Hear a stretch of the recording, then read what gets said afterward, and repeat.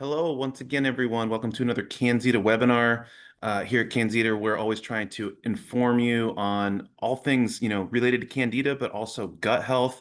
And, in these longer form webinars, such as today, I try to just go in a little bit more depth into some of the science, but, not make it too complicated, just so that you can understand a little bit more about what's happening with your body, and that hopefully empowers you to make educated decisions about what you want to do on your own, what type of practitioners you want to see. And so today we're going to be talking about a really one of the most foundational aspects of understanding your gut health, and if you're dealing with candida issues as well, and that is the role of the immune system, because that's really foundational to everything that's going on. So I will share my screen here to share some slides.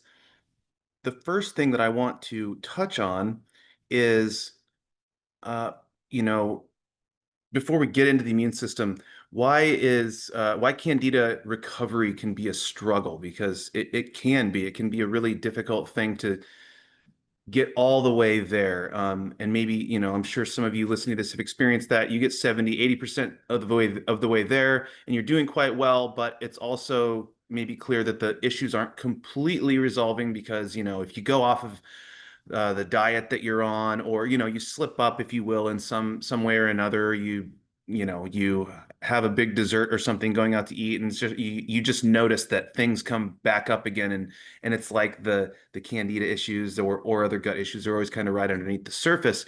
And I encourage you to watch the previous webinar I did to this. So there's a webinar about the healing timeline and understanding that, because and in that webinar, I talk about many of the different reasons that people can experience, getting part of the way there, not fully recovering.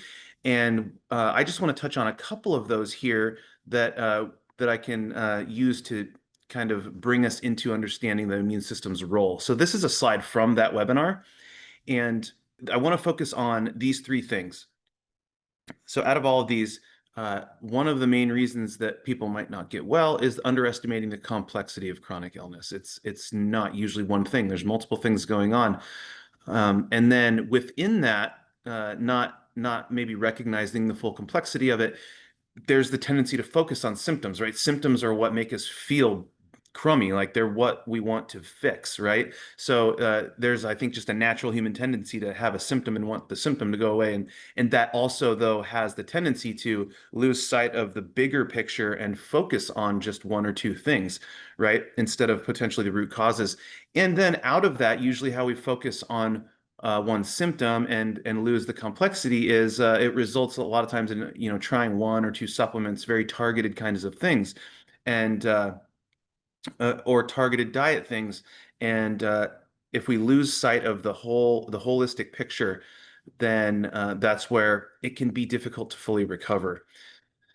And oftentimes the one or two supplements that people will think of, and rightly so, with candida overgrowth issues, is thinking first of an antifungal or broad spectrum antimicrobial. So for example, CanXida Remove, absolutely essential part of a candida recovery program. The protocol, if you've seen that we have here at CanXida, that's one of the things. And also our the formula Restore has a probiotic and a digestive enzyme in it. And so those two things go a long way. And maybe you're not using CanXida products, you're new to the YouTube channel here, and you've tried certain types of antifungals, you've tried probiotics on their own, maybe together, and it's just not enough. And are those things enough? Well, maybe in a pretty mild case, but the even in a mild case, the thing that we can't lose sight of is, what are the root causes, right? And if you've been here at the CanXida channel for long enough, you've seen this slide, because this is in the comprehensive webinar that I've done that goes over everything of what candida is and why, and how it can overgrow. So this is from that, and I've used this slide many other times, because I always want to remind everyone that these are some of the primary reasons that we can get into a candida overgrowth or candida dysbiosis kind of picture. So and the reason this is important is because if these things can get us into a candida issue, they also are the things that have to be addressed if they're still present, right? They are what naturopathic medicine we might call obstacles to cure, or not always a fan of the word cure for different reasons, but maybe obstacles to healing, obstacles to wellness. So these have to be addressed. And so medications, antibiotics for sure can throw you into a candidiasis issue. Oral contraceptives are one that due to the estrogen impacts on the candida and evading the immune system. So oral contraceptives can lead to candida overgrowth and immunosuppressant medications. So the most common one might be something for an autoimmune disease potentially, or something like a steroid, like a prednisone or something like that. But really, even outside of the medications, just the standard American diet, that's what SAD stands for. Standard American diet typically is highly processed, it's high in simple carbohydrates, and it's nutrient deficient by definition. So those things will all lead to an increased risk. That's how I would think of all of these. They're all increased risk factors for candida overgrowth, and the more you have present, the greater the risk is going to be that you're going to have some sort of gut dysbiosis issue and candida overgrowth issue. And so also connected with the diet is the lifestyle issues, high stress that's not managed, and by managed I mean keeping your nervous system in as balanced as of a place as possible. That's a major impact on the immune system. Sleep, alcohol use, okay, and of course more things. But what I want to uh, put all of this under in one respect is considering immune function. We always have to consider immune function because the immune system is what ultimately keeps all of the gut microbes, the microbiome. The immune system is what keeps everything in check, really, so that it can't kind of go wild. The organisms keep each other in check too, but our immune system is one of the main things besides that. What does your immune system do? At a foundational level, the immune system is responding to stressors or things that it might perceive as a threat. So a stressor is just anything that pushes your system, pushes the body to kind of go away from its set point. Um, you might think of the word homeostasis. We have kind of a set point for all the systems in our body, and when something stresses those things, we have adaptive mechanisms, and the immune system is one of the main places that will adapt. And so, of course, a threat can be a microbe. It could be a virus or bacteria, etc. But it needs to respond to things that it views as foreign or as debris that needs to be cleaned up. All these sorts of things, and it ultimately is the healing mechanism of the body. The inflammation is one of the primary ways that the immune system does its job. So people tend to think of inflammation as bad. Inflammation's bad if it's chronic and it doesn't resolve, but inflammation is healing ultimately. The inflammatory system is supposed to show up from the immune system cells, and it's supposed to do its job, and then it's supposed to resolve and go back to normal, if you will. So I like to make sure that my patients, and I want you all to understand that, is that inflammation is healing. The immune system is the healing mechanism of the body, but it's supposed to do its thing and then resolve or not get imbalanced and dysregulated, which we'll talk about. And it maintains self-tolerance. So what that means is your immune system should tolerate you. It should not view parts of you as foreign or a threat in a healthy state, right? And so that's the development of autoimmunity is the loss of what we would call self-tolerance. And how does the immune system work? Well, at a just very basic level, there are all kinds of different white blood cells that carry out the different jobs of the immune system, and they talk, if you will, through what are called messenger molecules. So this, one type of white blood cell might be doing a job, and it's like, I need help, I need recruits, I need more people, more cells coming here, and so it puts out molecules that are ultimately signals, and it draws in other immune cells and stuff. So there's a really amazing, conversation going on between the immune system cells, and then the immune system really has to create oxidative stress balance. Most of us have heard of oxidative stress. We think of antioxidants to balance that, and that is how oxidative stress is balanced. But it's really the immune system in large part that's that's regulating that. So you can see that just from that, it's a pretty primary mechanism in the body. And I grabbed this from a primary peer-reviewed literature paper just to show you from a visual perspective. You don't need to worry about the names of the cells and everything. Whenever I teach graduate students, and I'm using images like this, and they can get way more complicated in scientific papers than this even. There's a lot of stuff going on. I usually just say, okay, don't freak out. Like, I just want you to see the main idea that's going on. So this is the healthy side over here, the homeostasis side. And these are Candida up here. And it's just another way of visually seeing, like, oh, these immune cells, like, they put out these things, this IgA, they put out these things to block Candida growth. And this side of it, these cells are putting out, these are those messenger molecules I was talking about, these ILs. They put out a signal that says, oh, make these little AMPs, these little antimicrobial peptides to kill Candida. And so there, you can just see that there's different ways, and some of these ways also control bacteria, both healthy and pathogenic bacteria. And and so you can see from this that that's a primary way that Candida is staying in check. And then if it gets dysregulated, or especially if there's a barrier disruption, so this is what we would think of as, if you're getting leaky gut, there can be translocation. There can be things from the gut that can get through. It can be parts of food and things, right? And so, and you've all probably heard me talk about food sensitivities. They increase when you get intestinal permeability or leaky gut. Well, the same thing happens. Is not just, food particles and things. If there's a leaky gut, then there can be translocation. And now this is the gut, and this is the inside of the intestines, and this is your body in here. And so now, where all of the immune cells are inside your body on the other side of the gut lining, all of this bacteria and Candida gets in here, and it really ramps up the immune system. And because it's such a threat at that point, the immune system starts to try to deal with it, but it ultimately gets dysregulated when it's present for a long time and can't deal with it. And you don't need to worry about these other things down here. It's just some of the things that can happen, which is what that paper was about. What are the signs that you have a weakened, or I'm going to use the word also, dysregulated immune system? Because it's not just necessarily weak, but the immune system has uh, different ways it can be balanced. And so if it's balanced, imbalanced in one way, maybe your body has the tendency to infection or autoimmune disease or those sorts of things. If it's imbalanced in another way, or dysregulated in another way, maybe in that way now you're susceptible to eczema and asthma and what we would call the atopic triad. So that's what is listed here.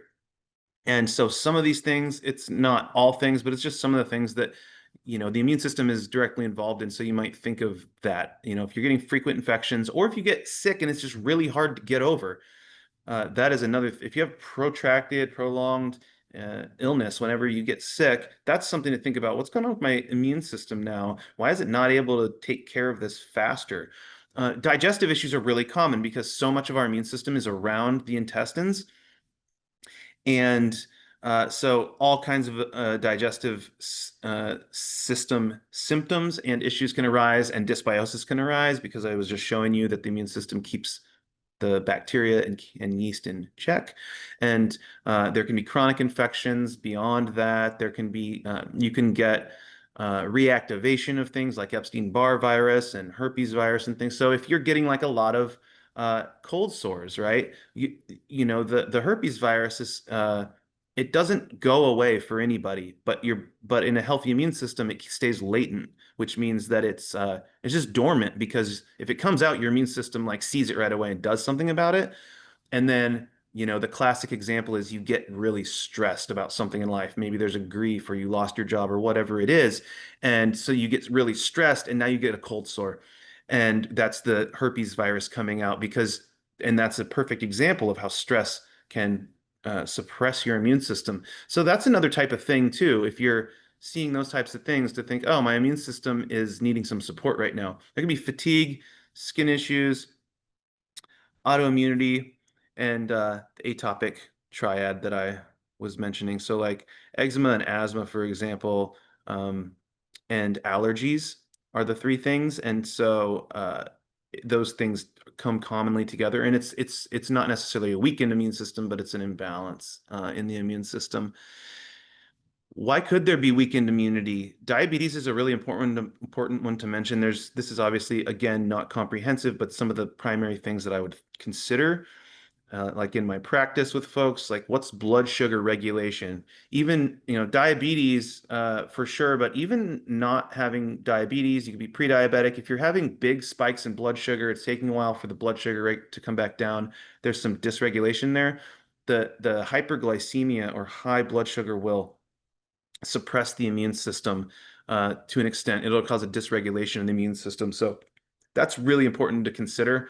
Chronic infections themselves can, because the immune system's sort of taxed with trying to deal with it, that can sometimes be a thing. Obesity, and then also specifically visceral adiposity, that's fat cells, adipose cells. So being obese increases inflammation, but even if you're not obese and but you have a greater amount of visceral fat acts differently than having more fat like on the outside. Visceral fat is inside your abdomen, inside the muscle. Like if you have fat on the outside of the muscle, on your legs and stuff, it behaves differently metabolically than visceral fat. Visceral fat is inflammatory. So that's why we always need to consider that. And that kind of goes also a lot of times with blood sugar dysregulation issues. Chronic inflammation and chronic oxidative stress. Um, these these things, chronic inflammation and oxidative stress, are a chronic kind of threat and dysregulation to the immune system, and because oxidative stress damages cells and things, so the immune system has more things it sees it needs to clean up, etc. And then inflammation will create damage, and it's kind of a cycle that can keep going on. And pretty much any chronic illness has a chronic inflammatory component, so that's important to consider. Stress, I already kind of mentioned, and nutrient deficiencies. Okay, and this is what I want to zero in on this a little bit. We could do a whole webinar on any one of these topics, and I just kind of wanted to narrow in on the nutrient deficiency aspect a little bit, because that's one of the primary places I'll go initially to help support people's immune systems. To restore immune function, again, we could talk about all these at length, and I have talked about a lot about nutrient dense whole foods diet in many of the different webinars I've watched. So I encourage you to watch the webinars that I've created on here. We've talked a lot about that, and within that, there should also be increased blood sugar regulation just by way of having you might call an anti-inflammatory whole foods nutrient dense diet. Movement, huge. Stress management, huge. Topics for another time, but I just want to make sure and mention those, and go into what one of the places that I focus is repleting with and saturating really the system. I think of it that way, saturating the system with required nutrients, because especially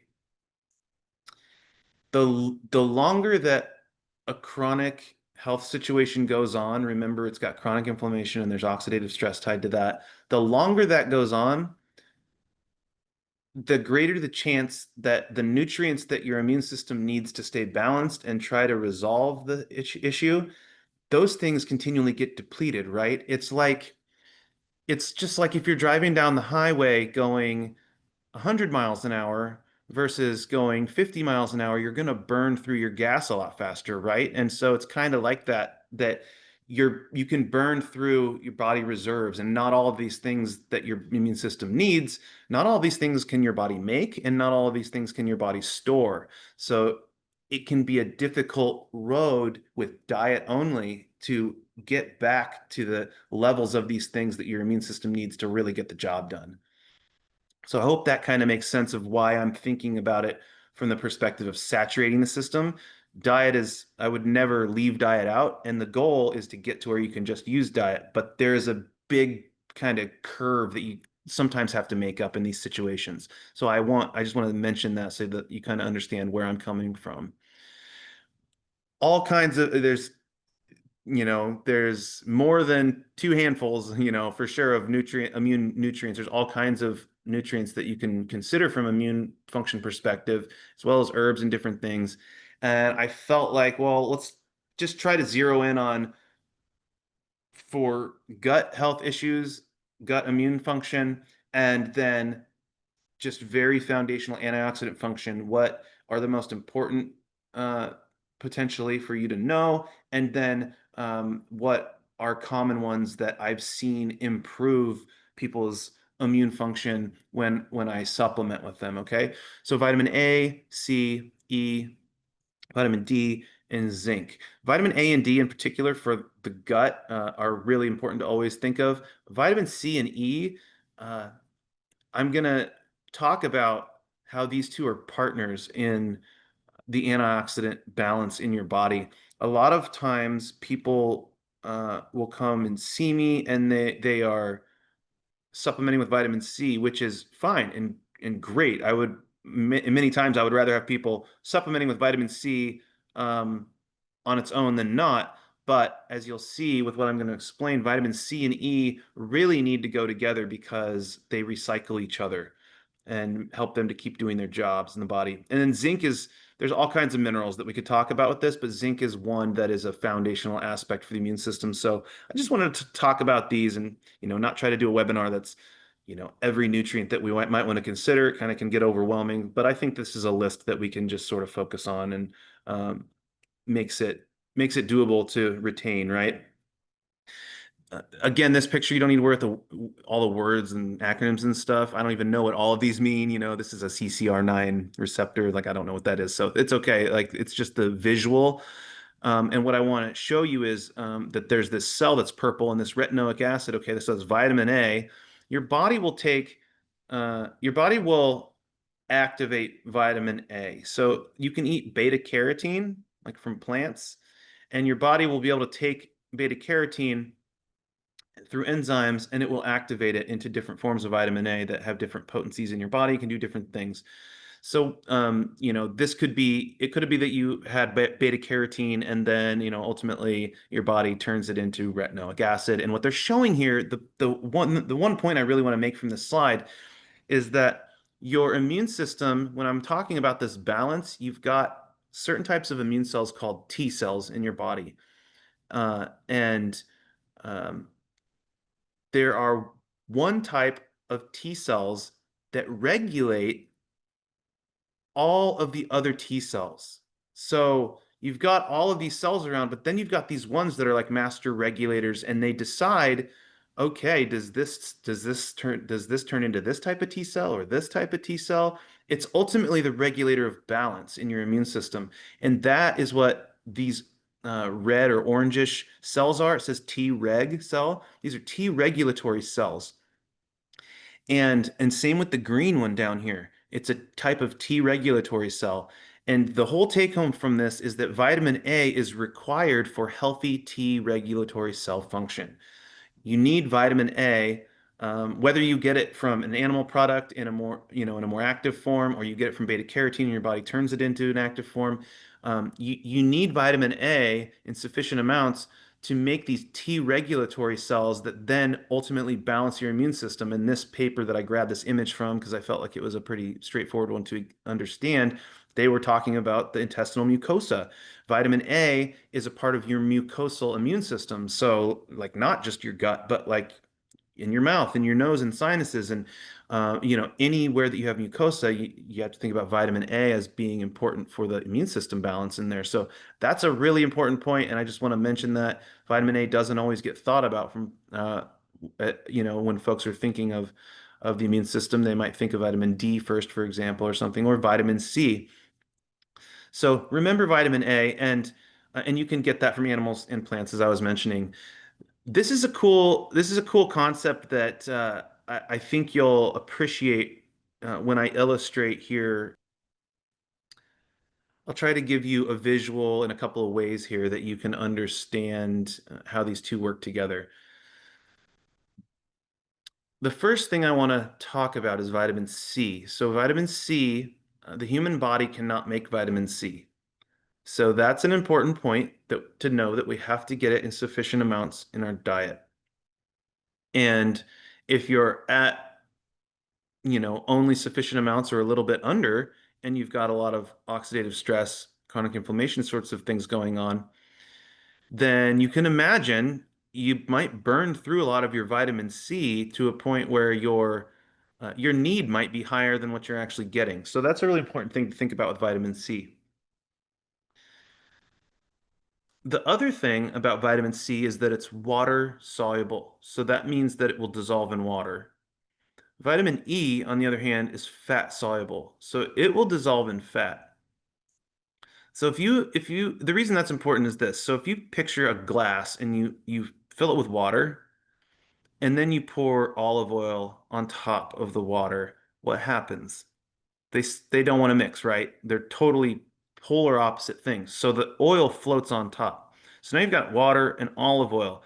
If you now um and right, if you stir it up really fast, it'll sort of not mix, but like the oil will like break up into little balls in the water, beads and stuff. But if you stir it up fast and hard and then you just let it sit there, a few minutes later, the oil's back on top and all the oil pieces are together, right? If you put vitamin C in there now and you stir it up and you let it separate again, so the vitamin C will be in the water because it's water soluble.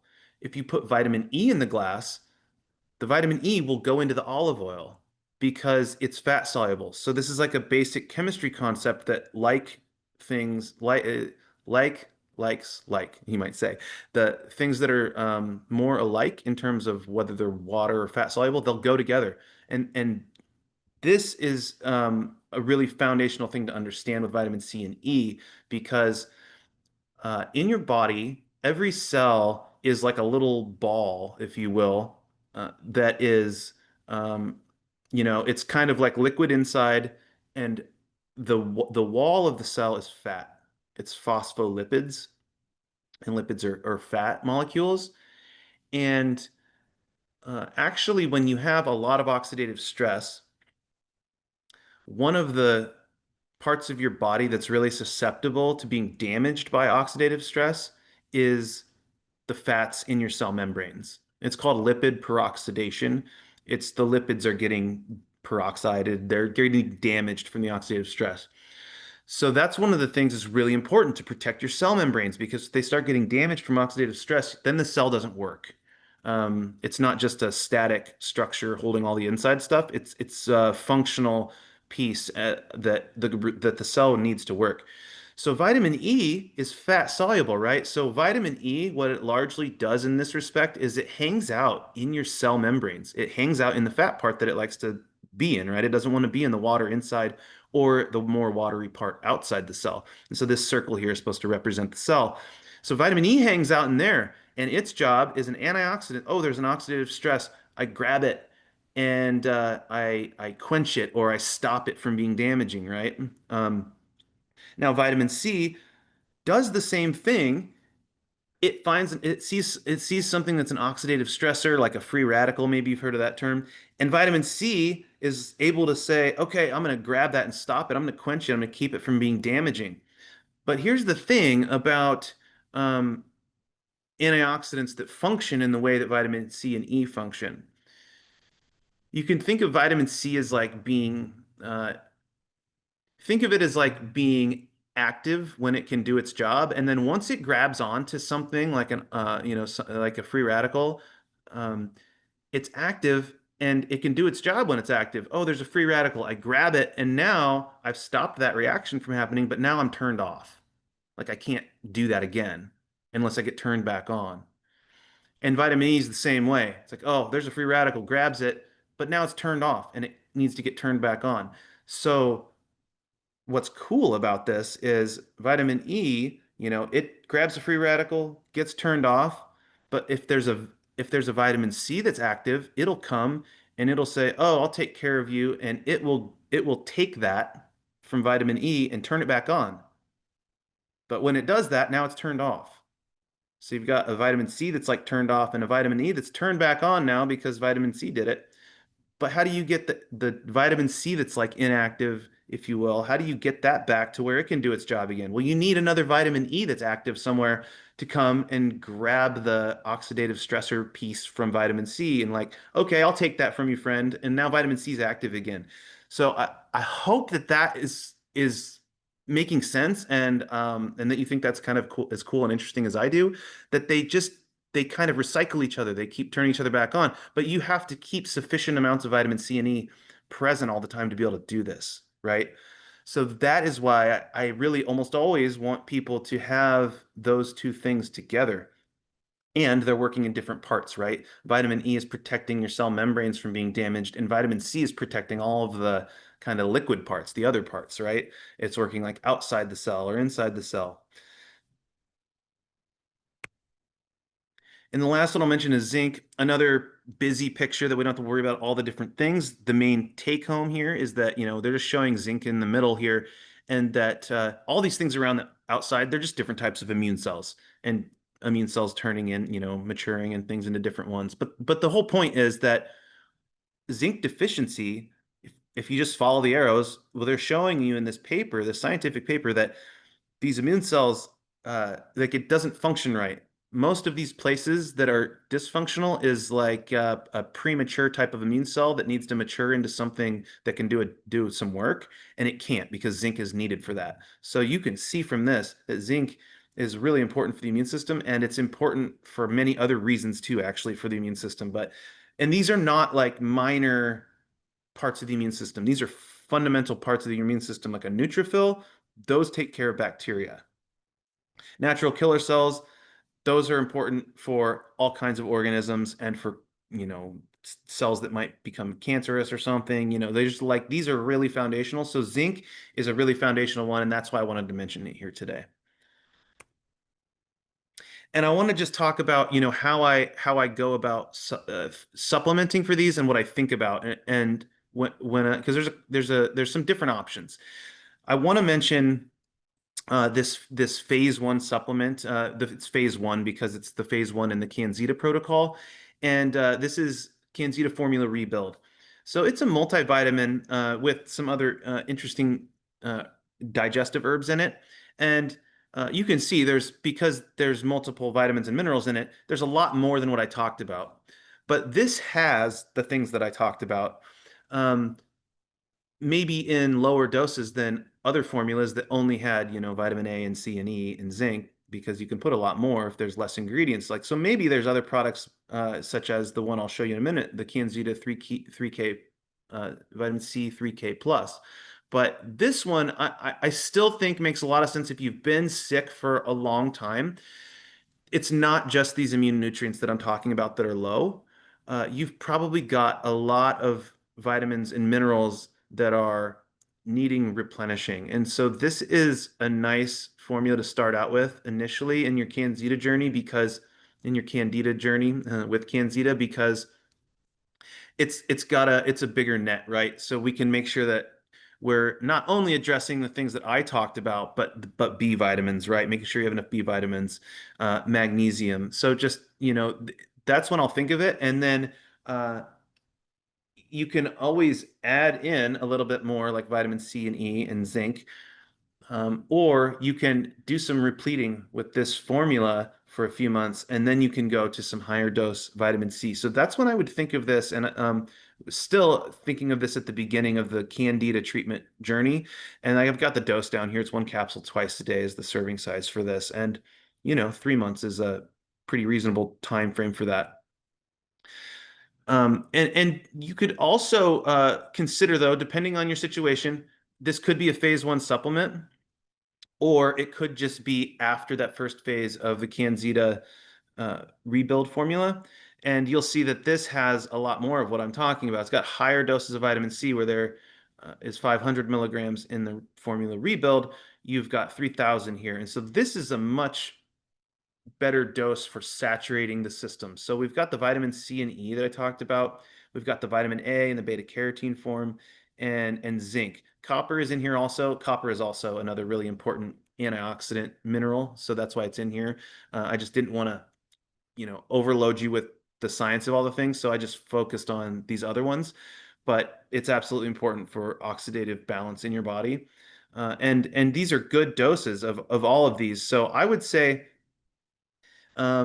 if you haven't been having symptoms as long, if your diet is really, nutrient dense, maybe you don't have as many of the nutrient issues that I was talking about with the formula rebuild, you might just decide you want to try starting with the vitamin C 3K plus formula. And this is going to provide you with the vitamin A that your immune system needs in your gut to keep those T regulatory cells going. And then it's going to have the vitamin C and E, right? So important that we get enough of those to really build those levels back up. And they're just fundamental cell antioxidant uh, antioxidants, and we can't get vitamin C. Uh, we can't make it, so we have to get it from our diet or a supplement, right? So this makes a lot of sense. If you're not going to start with the formula rebuild, I think to start with this. And if you do the formula rebuild for a few months, I think it for many people it makes a lot of sense to go with the vitamin C formula here as well. And then the lemon fruit peel powder is cool because there's good research on bioflavonoids from citrus fruit. So those are antioxidants. They're just they're not vitamins, right? They're things that the plant makes itself that's an antioxidant for the plant, and they're really healthy for our body, bioflavonoids. So this is a pretty cool antioxidant formula. And remember, oxidative stress will increase immune system activation and inflammation. So part of resolving inflammation is giving your body what it needs to start to get the oxidative stress, like to get it back in balance so that your immune system can start to calm down. And this is 1 scoop a day in water, and it tastes good. I've taken it quite a bit myself. So it's also easy to take because it's just 1 scoop a day, and you just put it in water. So the summary here is don't forget about your immune system in this. Don't get lost in the symptoms and forget about some of those root causes of why Candida can become an issue in the first place. Make sure and address those things as a root cause approach. And don't forget that Candida can't become overgrown. And same with bacterial dysbiosis in your gut. That can't happen without the immune system, something going on with the immune system where it's not able to do its job right because so you just always have to think of that. So I want you to not forget that. And these are the things, some of the things that I mentioned over here on the left side about what can alter immune function. And if any of those are present there, I didn't mean to put stress twice, but hey, it's that important. Manage stress as much as you can. You have to find what works for you for that. Saturate with these nutrients that I had mentioned in vitamin D. So in the rebuild formula, I didn't mention that. So there's vitamin D in the rebuild formula, but it's helpful to test vitamin D. Most people are on the low end. Not always. I see some people here and there that have good levels, but it's nice to test vitamin D before you start taking it because it's so important. And a lot of times, all folks take maybe 4,000 IUs a day of that. It just depends on what their levels are. And if the levels are good, then it's not necessarily as important. And obviously, you don't have to supplement with vitamin D if you can get enough sun at the right latitudes and that sort of thing. So, and you can potentially use lights and things. So, just want to mention that because I hadn't mentioned that. I think the CanXida formula rebuild is the best option here for broad nutrient repletion, and the CanXida 3K Plus is really like a nice uh, initial and maintenance formula to get your C and E levels at a minimum up, right?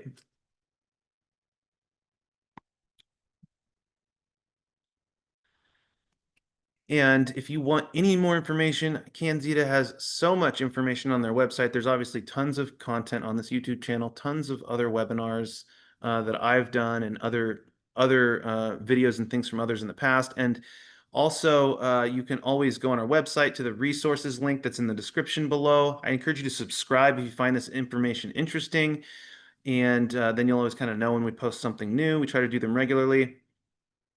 You can call or email CanXida at the information there. I have my email there that you are welcome to email me if you have any questions about anything.